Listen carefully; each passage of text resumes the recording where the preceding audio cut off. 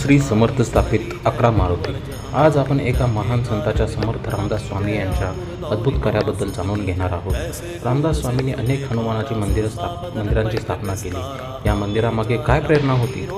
समर्थ रामदास स्वामी हे छत्रपती शिवाजी महाराजांचे गुरु होते. स्वराज्याच्या स्थापनेसाठी, लोकांना एकत्र आणण्यासाठी आणि त्यांच्यामध्ये धैर्य, शक्ती आणि निष्ठेची भावना जागृत करण्यासाठी त्यांनी ही हनुमान मंदिरे उभी केली. हनुमानाला शक्ती, भक्ती आणि बुद्धीचे प्रतीक मानलं जातं. ही मंदिरे म्हणजे केवळ पूजास्थळे नव्हती, तर ती लोकशिक्षणाची केंद्रे होती. मंदिराच्या आवारात लोक एकत्र येत, व्यायाम करत आणि प्रार्थना, हनुमान चालीसा पठण करत. यातून समाजात एकता आणि शिस्त निर्माण होत राहिली. समर्थांनी स्थापन केलेली 11 मारुती मंदिरे आजही महाराष्ट्रात प्रसिद्ध आहेत. प्रत्येक मंदिराचं महत्त्व आहे.